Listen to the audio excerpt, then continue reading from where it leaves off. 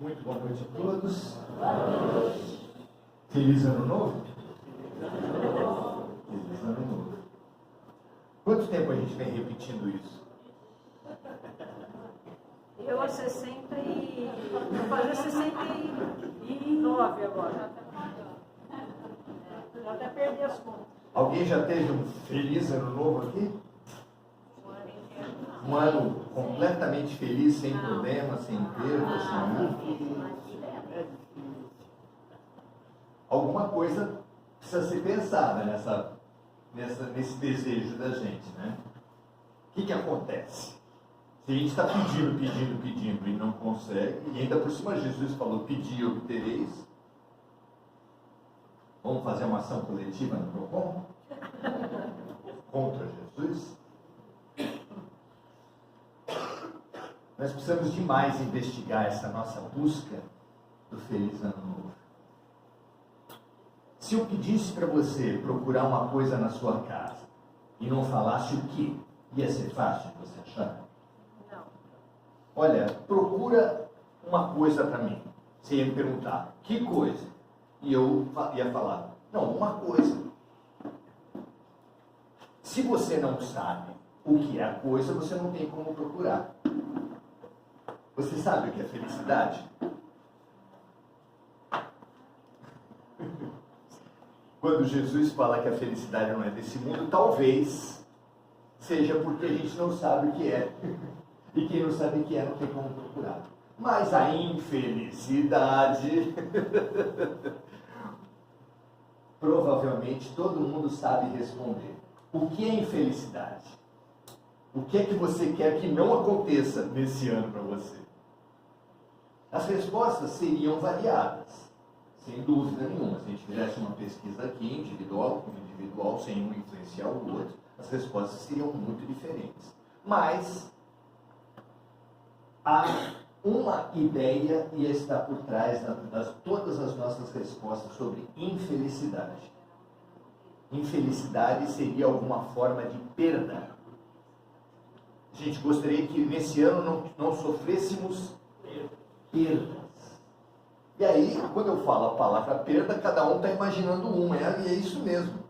Para cada pessoa aqui, tem uma perda especial que pega, não, para mim é isso, para mim é aquilo. Perda. Então nós precisamos pensar sobre o que são as perdas. Que perda pega mais para a gente? Até porque Kardec, no Livro dos Espíritos, que a nossa amiga citou aqui, ele fez essa pergunta.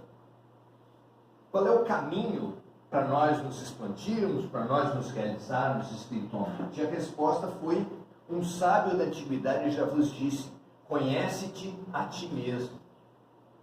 O autoconhecimento é uma ideia que centraliza a receita de felicidade, de expansão, de crescimento, de ciência, filosofia e religião. Só isso.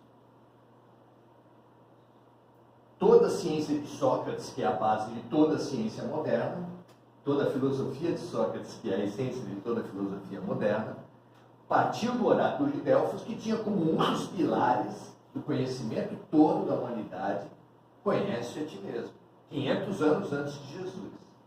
Quando veio Jesus, ele pregava também o quê? O autoconhecimento. 1800 anos depois de Jesus, como falei para vocês, Kardec perguntou e a resposta foi autoconhecimento.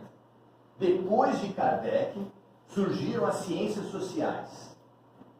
Antropologia, sociologia, especialmente a psicologia e a psicanálise, tem todos o mesmo pilar. A história também tem todo o mesmo pilar. Para a humanidade evoluir, ela precisa se conhecer individualmente e coletivamente. Então, o autoconhecimento é tudo de bom. Nós precisamos saber, precisamos urgentemente saber qual é a falta que pega para a gente e no que a gente precisa se melhorar. Alguém tem ideia no que precisa se melhorar aqui? Claro, uma ideia, claro. Eu preciso me melhorar nisso, naquilo. Não é ganhar mais dinheiro. Mega Sena acumulada não vale. É assim uma melhoria interior, uma melhoria espiritual. No que você precisa se melhorar? Aí fica complicado, se você não tiver uma clareza muito grande nisso, fica muito complicado. Albert Einstein trouxe para a gente essa frase: loucura é querer resultados diferentes fazendo as mesmas coisas. Olha do que ele está chamando a gente. Porque eu perguntei aqui e não teve muita gente que fez assim: eu sei o que eu quero ser diferente em 2025. Se você não sabe, mas quer um ano diferente, segundo Albert Einstein, você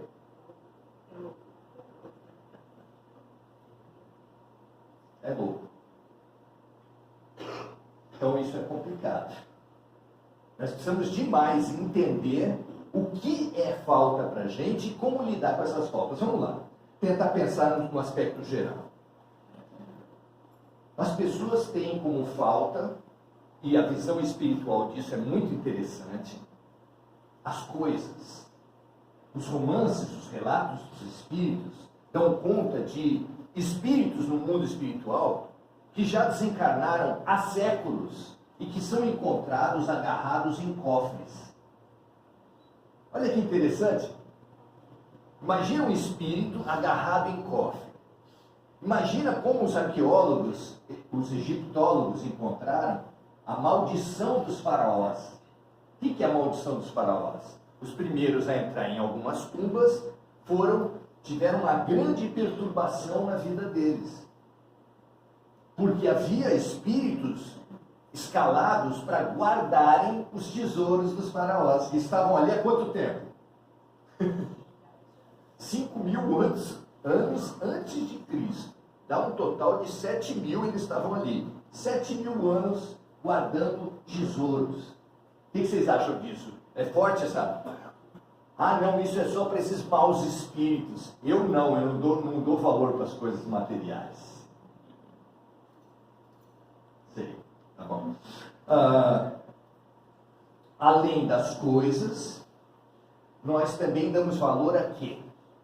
Que perdas a gente não quer ter? Indo de fora para dentro, a gente também não quer ter perdas familiares, não é verdade? Nossa, não, perda familiar eu não quero ter. Isso também é muito interessante.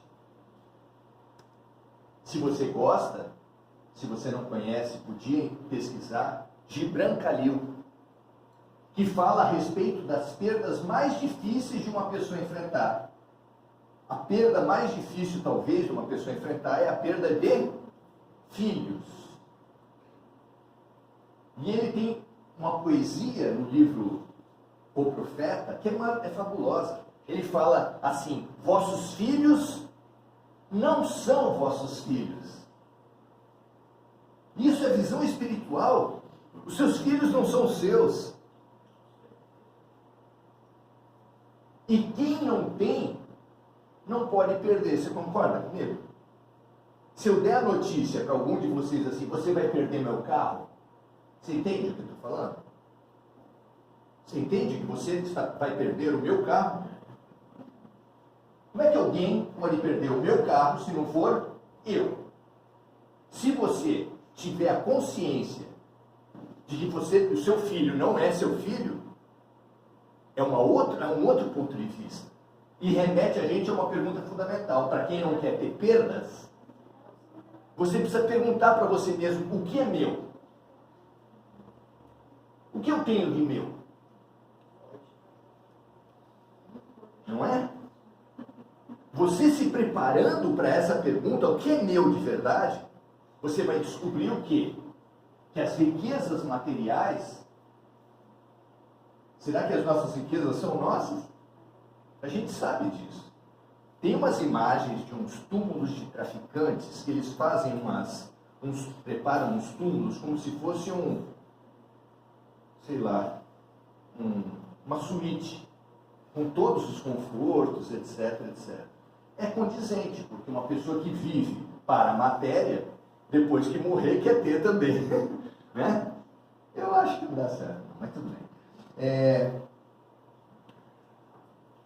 A gente pode ser apegado à matéria e isso atrasa a gente por milênios, por séculos pelo menos, espiritualmente. É preciso saber disso. A respeito dessa questão dos nossos entes queridos, a história mais conhecida dentro do Espiritismo é de André Luiz no livro Nosso Lar. É o livro mais conhecido. E ali fala de um dos maiores médicos da história brasileira, porque nosso André Luiz é o pseudônimo que ele adotou, é o Dr. Carlos Chagas, que foi a vida que ele teve aqui. Carlos Chagas foi o descobridor de uma vacina contra o que ficou conhecido como mal de Chagas, livrando o Brasil de uma doença que matava milhares. Além disso, ele dava consultas grátis, porque lá na década de 40 não tinha SUS. E não tendo SUS, as pessoas eram atendidas no posto de saúde com o quê? Agora é atestado de velhice. Vamos lá. Como as pessoas eram atendidas no sistema público de saúde antes do SUS? Que documento ele precisava ter? Carteira de trabalho. Olha, você não deveria falar. Eu sou professora de SUS. Você fala assim, a minha avó falava isso, tá? Dá uma tacada dessa, menina. Pois é. Na Santa Casa de Santos tinha uma ala para as pessoas que não tinham carteira, porque não bastava ter carteira de trabalho. Você precisava estar com ela preenchida naquele mês. Se você tivesse sido demitido, você não podia ser atendido. O que você acha disso? A tua pergunta agora é o quê? Mas e quem não tinha carteira ou estava trabalhando sem carteira assinada? Como fazia? Tinha uma ala na Santa Casa de Santos e no Brasil inteiro. Chamava ala de... Não lembra? Ainda bem, porque essa é feia. Ala dos indigentes. Você era atendido na ala dos indigentes, se você naturalmente não pudesse pagar um médico particular. Ala dos indigentes. E lá, nas décadas iniciais do século passado, década de 40, 30, André Luiz fazia atendimento nos finais de semana gratuito para os pobres. Ele fez alguns milhares de consultas gratuitas. E por causa disso, chegou no mundo espiritual com a condição de ficar apenas 8 anos nas regiões mais baixas do umbral. Tá? Captou? Já está se perguntando? Está fazendo a pergunta que está na minha mente? Eu vou ficar 100 anos. Por aí. Se para ele foi só 8 anos, que a mãe dele era um ser espiritualmente tão elevado, que para se manifestar em nosso lar tinha que ter sessão espírita. Como é que é? No mundo espiritual tem sessão espírita? Tem. Um espírito muito elevado que precisa se manifestar numa situação menos elevada, numa comunidade menos elevada, às vezes recorre a espíritos que canalizam, que intermediam a mensagem desse espírito mais elevado. Ela, mãe de André Luiz, não era nem percebida por André Luiz. Ela falava, rezava, aconselhava e nada. Que nem nós com o Anjo da Guarda. Deve ter manifestação na Paulista, dos Anjos da Guarda. Me ouça, pelo amor de Deus, olha eu aqui. Pois é. E ele ficou só 8 anos. Mas depois disso ele foi para nosso lar, fez cursos, fez muito trabalho, ajudou muita gente como obreiro em nosso lar, porque lá ele, grande médico, foi trabalhar no hospital como faxineiro. Bom, se vocês não acreditam, pega o livro, é legal de ler, tá? Tem passagens preciosas, eu tenho que me segurar para não falar de outras. O fato é que no último capítulo do livro Nosso Lar, ele conseguiu o visto, a autorização para fazer o que todos nós fazemos depois de um certo tempo no plano espiritual. A autorização para ver a família. Para ver a família.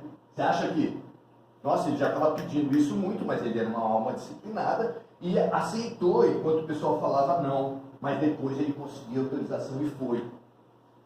E foi muito infeliz a volta dele. Muito infeliz. Porque já eram mais de 10 anos passados. E por incrível que pareça, a mulher dele estava com outro. Como é que é? A minha mulher está com outro? Minha? Meus filhos não são meus filhos? Minha mulher? Como é que é isso? Ele achando que possuía, chegando lá, se decepcionou muito.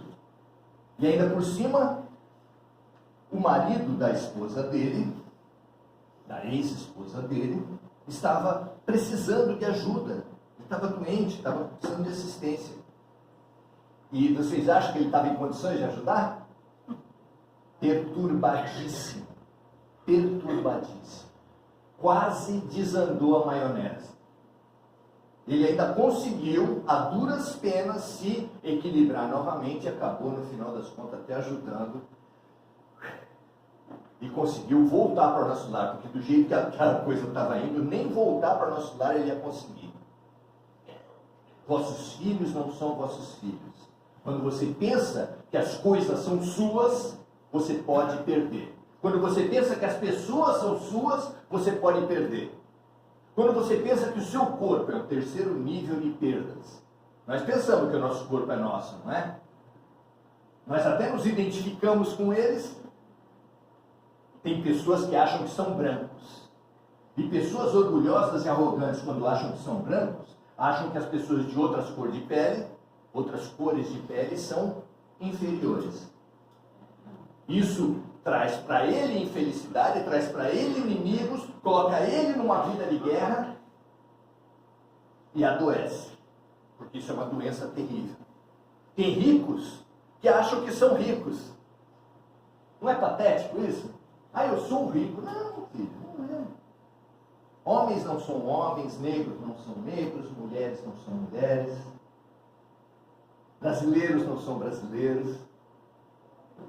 E entender isso é uma grandeza, é uma libertação espiritual, permite a você não ter tantas perdas. Se você já imaginou se nessa encarnação você é um palestino orgulhoso, que se orgulha de ter explodido dezenas de israelenses num restaurante, e você na próxima encarnação você renasce judeu? Hein? Se a gente renasce argentino? Ou numa família de corintiano? Pior ainda. O que vocês acham? Depois vocês me pegam lá fora. Deixa eu terminar só, por favor. Não me linchem. Nós precisamos demais nos precaver. Vocês acham que é possível ter um 2025 sem perdas? Praticamente impossível. Mas não é impossível porque seja de verdade impossível. É impossível porque a maneira como a gente vê o mundo torna impossível 2025 sem perdas. Porque se você aprendesse espiritualmente, não apenas intelectualmente, mas aprendesse em profundidade, que as coisas suas não são suas, que as pessoas queridas não são suas, que o seu corpo não é seu, quem aprender isso de verdade vai perder o quê? Torna-se invulnerável. Torna-se invulnerável. É a palavra na ciência psicológica que antecede a palavra resiliente. Antes de estudar resiliência em psicologia, se estudava invulnerabilidade. A pessoa é invulnerável quando ela não tem nada a perder. E você tem uma maneira de não ter nada a perder: descobrir que você não possui nada. É fácil isso? Não é fácil. Mas Deus não quer mudanças abruptas, ainda bem. Se quisesse, não ia rolar mesmo, né? Mas quer, pelo menos, que nós tenhamos boa vontade. Kardec fala isso dos espíritas. Reconhece o espírita por ser hoje um pouco melhor do que ontem e por esforçar-se por ser amanhã um pouco melhor do que hoje.